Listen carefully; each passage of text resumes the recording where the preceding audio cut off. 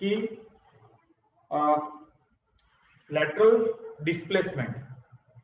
Lateral displacement is directly proportional to the thickness of optical slab. अब कितना यहाँ पे आपको डिस्प्लेसमेंट देखने को मिलेगा, किस पे डिपेंड है? एक तो थिकनेस कितनी थिक है, सेकेंड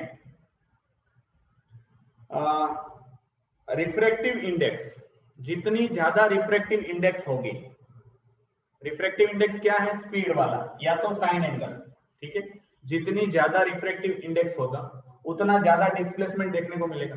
अगर मैंने, आप सोचो कि यहाँ पे एयर और वाटर रखा था तो ये मिला।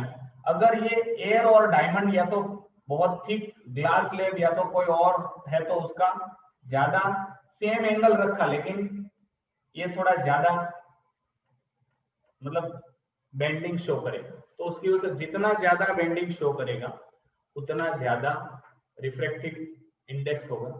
तो जितना डेंसिटी ज्यादा है उतना लेटरल शिफ्ट ज्यादा देखने को मिलेगा। तीसरा, directly proportional to the angle of incident. जैसे जैसे एंगल ऑफ इंसिडेंट बढ़ाते जाते हो वैसे वैसे एंगल ऑफ रिफ्लेक्शन ज्यादा मिलेगा। तो that also shows somehow angle of incident directly proportional to the angle of incident. जितना ज्यादा इंसिडेंट होगा उतना ज्यादा लेटरल शिफ्ट देखने को मिलेगा। एग्जांपल के तौर पे यही एग्जांपल ले लो कि मैंने ज्यादा यहाँ पे ये कंटिन्यू है, ऐसा सोचो ग्लास स्लैब ही है और मैंने ज्यादा स्लैंटिंग लाइट, तो आपको पता है जितना ज्यादा स्लैंटिंग है उतना सामने एंगल ऑफ रिफ्रैक्शन भी ज्यादा मिलेगा। अब वो यहाँ पे गिरा, अब ये जितना ज्यादा होगा ये इतना ही ज्यादा है। एक तो ये सीधा जाना चाहिए, मतलब मैं तो यही ग्लास में आपको ज्यादा शिफ्ट देखने को मिला। देखो सेम है लेकिन एंगल ऑफ इंसिडेंट मैंने बढ़ाया तो शिफ्ट ज्यादा मिला। ये मैथमेटिकल है। और लास्ट है inversely proportional to the wavelength. Wavelength जितनी ज्यादा उतना लेटरल शिफ्ट कम। तो 4 पॉइंट मैंने बोले। सबसे पहला, ये जो शिफ्ट आपको देखने को मिलता है, लाइट का जो डेविएशन देखने को मिलता है, एक्चुअल में यहां से जानी चाहिए लेकिन इतना वो अपना रास्ता चेंज किया। ये रास्ता कितना चेंज करेगी वो किस किस चीज पे डिपेंड है? सबसे पहले thickness of the optical glass slab या तो स्लैब, कितनी थिकनेस है, ठीक। दूसरा, डायरेक्ट, देखो थिकनेस का मतलब ये भी होता है डिस्टेंस। अगर ये मैंने डिस्टेंस बढ़ा दिया इसका, आप अंदाजा लगाओ तो ये रेस यहाँ पे आके मिलेगी ना, ये आप आगे सोचो, फिर यहाँ से कम होगी तो इतना शिफ्ट देखने को मिलेगा। तो वो थिकनेस उस हिसाब से है, थिकनेस की बात कर रहे हैं। जितना ज्यादा बड़ा ग्लास स्लैब होगा उतना ज्यादा लेटरल शिफ्ट देखने को मिलेगा या लेटरल डिस्प्लेसमेंट देखने को मिलेगा। दूसरा, रिफ्लेक्टिव इंडेक्स, ज्यादा रिफ्लेक्टिव इंडेक्स होगा तो साइन एंगल का रेशियो ज्यादा आएगा। तीसरा, एंगल ऑफ इंसिडेंट, ये दोनों मैंने आपको बताया, जैसे जैसे एंगल ऑफ इंसिडेंट बढ़ाओगे तो शिफ्ट है वो बढ़ जाता है। एंड वेवलेंथ से इनवर्सली प्रोपोर्शनल है। अगर रेड कलर की लाइट सबसे ज्यादा वेवलेंथ वाली होती है तो उसका सबसे कम शिफ्ट होगा। वायलेट की सबसे कम होती है वेवलेंथ तो उसकी जो शिफ्ट है लेटरल शिफ्ट। लेकिन सर ऐसा कैसे, मतलब वेवलेंथ का इससे क्या लेना देना है? Wavelength is depending on how much it shows bending. उसका एक एग्जांपल सिंपल है, मैं बता देता हूं तो समझ जाएगा। ये प्रिज्म है, ये मैंने व्हाइट लाइट यहाँ पे आने दी। तुझे पता है प्रिज्म में जाते ही व्हाइट लाइट स्प्लिट होती है तो आपको ये 7 बैंड ऑफ कलर मिलता है जिसको हम लोग स्पेक्ट्रम बोलते हैं। तो विबग्योर आपको पता है ऐसा मिलता है, ठीक। तो अगर इसको तू सोच या फिर इसी को सोच, ये एंगल के कंपैरिजन में इसका एंगल अगर तू सोचेगा तो रेड का बेंडिंग सबसे कम हुआ क्योंकि उसकी स्पीड इतनी ज्यादा वेरी नहीं करती। दूसरे मीडियम में। जितनी ज्यादा स्पीड उतना कम मतलब कम डेविएशन देखने को मिलता है। ये यहाँ पे आपके सामने मैं एक सिंपल एग्जांपल बोल रहा हूँ। देख, तू दौड़ रहा है बहुत ज्यादा स्पीड में और तुझे टर्न लेना है, तो तू बहुत कम टर्न ले सकता है। यहां से ऐसा नहीं कि यहां से तूने ऐसा टर्न ले लिया। जितनी स्पीड तेरी कम उतना तू ज्यादा टर्न ले सकता है। ठीक, या तो हम लोग यहाँ पे वेलोसिटी से कंसीडर करते हैं, तो वेलोसिटी या तो वेवलेंथ जो भी है, तो जिसकी जितनी वेवलेंथ जितनी ज्यादा उतना कम डेविएशन। तो रेड की सबसे ज्यादा वेवलेंथ है तो उसका कम डेविएशन। सर वेवलेंथ का और स्पीड का क्या रिलेशन है? स्पीड मतलब वेलोसिटी की बात कर रहे हैं, डेविएशन, हाँ वही डेविएशन अभी मैंने फॉर्मूला लिखा था, velocity is equal to lambda upon frequency. तो जितना मैं ये प्रैक्टिकल एग्जांपल तेरे को दिखा है, जितना तेज, फॉर एग्जांपल ये तेरे को समझ में आया हो ना, सिंपल।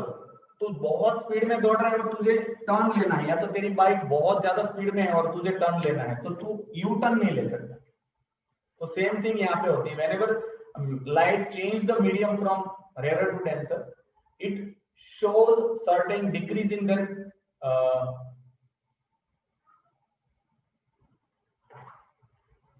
किसी ने पूछा है वेवलेंथ एंड स्पीड, आयुषी ने पूछा स्पीड और वेवलेंथ में क्या डिफरेंस है। हम लोग अलग जगह पे ना जा रहे हैं तो ध्यान रखो, चलो मैं बता देता हूँ।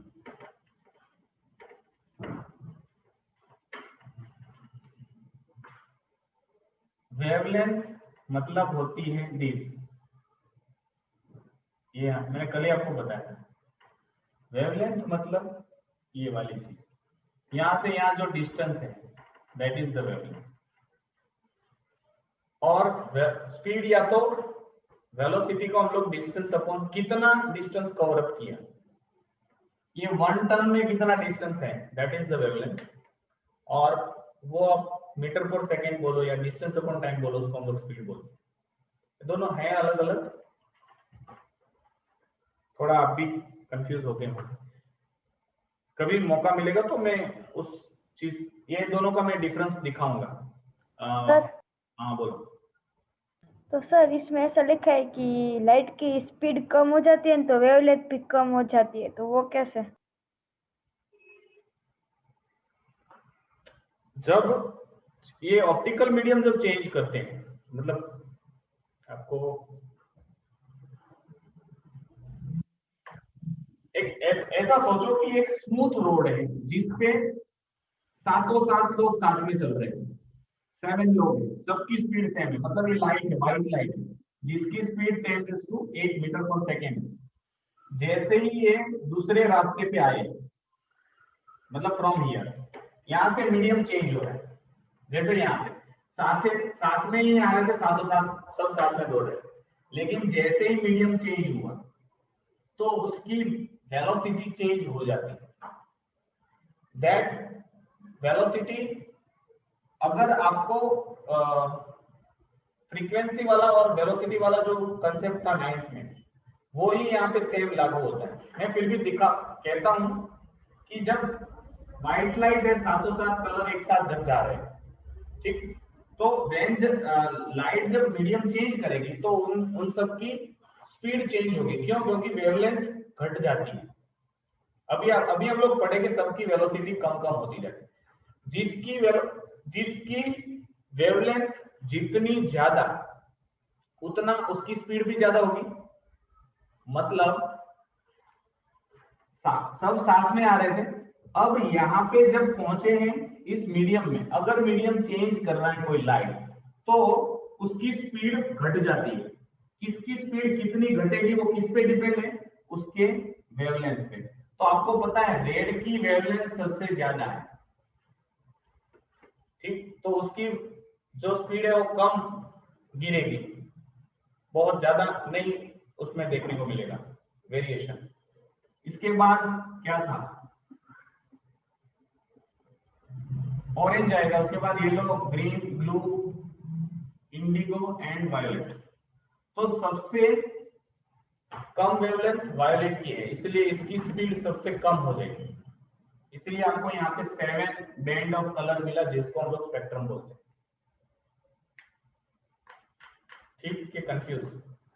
ओ, समझ में आ गया थोड़ा थोड़ा। तो हम लोग कहाँ पे थे? Principle of reversibility of light. According to the principle of reversibility, if ray of reversibility क्या है बताएं?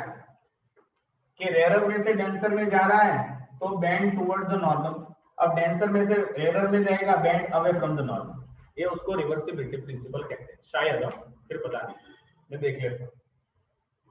If a ray of light travels from medium A to medium B along a certain path, it will follows exactly the same path while traveling from the same medium. तो यहां से air में से water में जा रही है और आपने यहाँ पे मिरर लगा दिया, मतलब परपेंडिकुलर हम कांच रख दिए, तो लाइट यहाँ पे आई, वापस बाउंस बैक होके जाएगी और उसी रास्ते से जाएगी। That is the principle of reversibility. That means यहां से यहां और फिर वहां से वापस उसी रास्ते से जाएगी, तो सेम फॉलो करेगी रास्ता। रिफ्लेक्शन नहीं, ये रिफ्लेक्शन ही है, लेकिन रिवर्सिबिलिटी ऑफ फिनोमिनन क्या कहता है कि एक मीडियम से दूसरे मीडियम में जब जाएगी, मैं आपको एक यहाँ पे सामने 2 डायग्राम बना देता हूं तो समझ में आ जाएगा। एयर में से ग्लास में जा रही है लाइट, ठीक, एयर में से ग्लास में जा रही है, तो ये है एयर और ये ग्लास। मैंने एंगल 30 रखा तो मुझे यहाँ पे एंगल 25 मिला, ठीक, तो ये एयर था और ये ग्लास। अब मैंने ग्लास में से एयर में जाने देना है, तो ये है, जब मैंने ग्लास में से 25 रखा और एयर में जाने दिया तो यहाँ पे मुझे 30 मिला। This is called reversibility principle. Air में से ग्लास में आ रही थी तो ऐसा है, अब ग्लास में से जा रहे तो सेम आपको मिलेगा। उसका मतलब ऐसा है कि जैसे आई वैसे ही जाएगी, ठीक, इसी को रिवर्सिबिलिटी प्रिंसिपल। मिरर इसलिए रखा, वो रिफ्लेक्शन वाला नहीं, वो तो सिर्फ दिखाने के लिए क्या है। यहाँ पे अगर मिरर दिखाओ तो वो जो लाइट आई है उसी तरह से वापस जाएगी, मतलब रास्ता सेम तय करेगी, आएगी जिस रास्ते से उसी रास्ते से जाएगी। इफ अ प्लेन मिरर, और फिर यहाँ पे उसका कंपैरिजन दिया है, रिफ्रैक्टिव इंडेक्स दिया है, तो उसका मतलब सेम हो जाता है, ठीक। कुछ एंगल दिया है तो जो मैंने अलग करके दिखा दिया, आपको नंबर्स लेके दिखा दिया। सो इसके न्यूमेरिकल्स प्रॉब्लम करवाए हैं सर ने कि नहीं? सर हाँ करवाइए। पूछो वो देखो बाजू में सब कुछ है, मतलब कि वो बाजू में कुछ दिया है, फिगर दिया और उसके ऊपर नीचे सब कुछ एक्सप्लेनेशन दिया है, ऐसा नहीं पूछते? नो। ओके, मैं जो वो क्या है? मैंने इससे पहले आपको बताया, पीछे जो क्वेश्चन बैंक दिया है कि नहीं दिया है? हाँ दिया होगा। जो जब चैप्टर खत्म हो, सुनो, जब चैप्टर खत्म हो फिजिक्स, केमिस्ट्री, बायोलॉजी में, और प्रीवियस ईयर के क्वेश्चन को आप ध्यान से रीड करो तो आपको आइडिया लग जाएगा कि एग्जामिनर क्या पूछता है। हम लोग क्या करते हैं, वो लगाते नहीं दिमाग थोड़ा। तो सबको मैं रिक्वेस्ट करता हूँ, जब भी आप प्रीवियस ईयर का क्वेश्चन पढ़ो तो दिमाग में रखो इस चैप्टर में ये एग्जामिनर ये पूछता है, इसके अराउंड पूछता है, या इस तरह के कुछ क्वेश्चन पूछता है। हम लोग क्या करते हैं, वो भी रीड करते हैं, फिर ये पूरा रट्टा मारते हैं, एंगल वाई एंगल जेड, वो सब फिर दिमाग में भर जाता है और एग्जामिनर पूछता है कुछ और। तो आपको सिर्फ अंदाजा मिल जाएगा कि इसको पूछना क्या है एक्चुअल में। देखो कल या परसों हम लोगों ने जो वो एम्पिरिकल फॉर्मूला वाला है, अगर आप सिर्फ उस मेथड को ध्यान से देखो कि हाँ सबसे पहले परसेंटेज थे, उसको डिवाइड किया, ये करना है, यही मुझे पूछते हैं, मतलब मुझे पूछेंगे एम्पिरिकल फॉर्मूला बनाना है और उसके बाद उसका मतलब जो भी मॉलिक्यूलर वेट निकाल के फिर मुझे बताना है मेरे पास कितने मॉलिक्यूल हैं। तो अगर एग्जामिनर को इस चैप्टर में क्या पूछना है, तो लास्ट 10 साल के क्वेश्चन पेपर दिए, आप उसमें सिर्फ प्रैक्टिकली होके सोच के बोलो ना कि यहाँ रीड करो ना तो तुरंत आपको समझ में आ जाएगा इस चैप्टर में एग्जामिनर क्या पूछना चाहेगा। आप थोड़ा प्रेडिक्शन भी कर सकते हो। ये रट्टा मरवा के आईसीसी में ऐसा नहीं होता, जीएससीबी होता तो मैं बोलता हाँ ये लेटरल शिफ्ट 5 मार्क का पूछते हैं जीएससीबी में। ये वाला जो है ना लेटरल डिस्प्लेसमेंट 5 मार्क का क्वेश्चन है ये, ठीक, वो जीएससीबी में पूछते हैं, आईसीसी में नहीं पूछते। आईसीसी में बहुत प्रिसाइज होता है और उनका जो कंसेप्ट समझने का जो होता है ना किसी चैप्टर का, वही पूछते हैं बच्चों को क्या आना चाहिए। ऐसा पूछा थियरी नहीं पूछेंगे कि भाई बताओ इसकी पूरी थियरी बताओ, नो, डेफिनेशन पूछेंगे, कुछ न्यूमेरिकल्स पूछेंगे, कुछ कॉमन सेंस के क्वेश्चन पूछेंगे, ठीक। तो मैं आपको सबको रिक्वेस्ट, सर केमिस्ट्री का क्या करेंगे? केमिस्ट्री तो आपको बहुत मजा आएगा, ऐसी केमिस्ट्री है। क्या आपको क्या नहीं आ रहा है बोलो तो सही, कितना जबरदस्त मैंने आपको एक्सप्लेन किया है केमिस्ट्री। ऐसे देखो तो मोस्ट ऑफ मुझे कुछ नहीं आता, ये ऑर्गेनिक केमिस्ट्री है। एसिड बेस वाला चैप्टर भी बहुत हार्ड है, हाँ केमिकल वो भी, रिएक्शन ही है, वो और हाँ सिर्फ ये दो केमिकल चैप्टर रिएक्शन। नहीं समझ आ रहे। मैं आपको वापस दूसरे है ना वो सब थोड़े थियरी वाले, तो उसमें मजा आती है मैं न्यूमेरिकल। आपको वापस बता दूं, आपको 10 सब्जेक्ट जो दिए हैं, ठीक है, 10th में पढ़ने के, सबसे टफेस्ट चीज है केमिस्ट्री में क्या पूछा जाएगा, कैसा पूछा जाएगा, वो क्वेश्चन है। बाकी मैथ्स में भी मैं बोल सकता हूँ कि आपको आराम से हो जाएगा, आपका मैथ्स भी इजी रहेगा। हाँ एक दो क्वेश्चन शायद हार्ड आ सकते हैं केमिस्ट्री में पहले, ट्रिग्नोमेट्री और वो वॉल्यूम वाले चैप्टर, वो तो प्रैक्टिस करेंगे पता चलेगा आपको कि कौन से। देखो उसी में मैं प्रीवियस ईयर पे ज्यादा बेस रखता हूँ क्योंकि हर साल सेम टॉपिक के क्वेश्चन आते हैं। हाँ न्यूमेरिकल वैल्यू चेंज हो जाती है, लेकिन हम लोग क्या करते हैं पूरी पता नहीं 500-600 क्वेश्चन कर देते, लेकिन जो पूछने वाला है ना वही नहीं करते।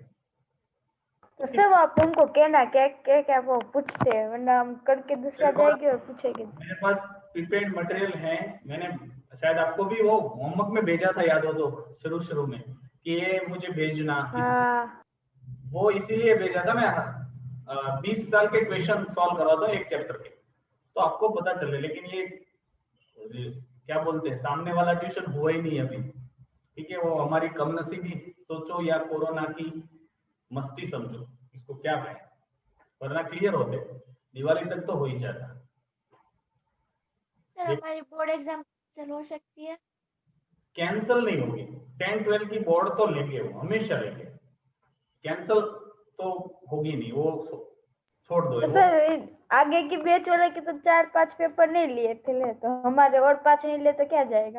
नहीं तुम्हारी तो लेंगे, लेकिन जुलाई में लेंगे, अगस्त में लेंगे, सितंबर में लेंगे, लेकिन लेंगे पक्का, ठीक है। 10-12 की तो बोर्ड छोड़ेंगे नहीं। हाँ अभी बहुत फिर तो 2 साल आप अभी भी चाहते हो कि 2 साल रहे ऐसी सिचुएशन? उनको सर पर देखो अभी खुला नहीं है, तो वो लोग कब तक नहीं खुलेंगे, फिर वो लोगों को साथ में तो मतलब के लाइव तो एग्जाम लेनी पड़ेगी ना। अब पता नहीं क्या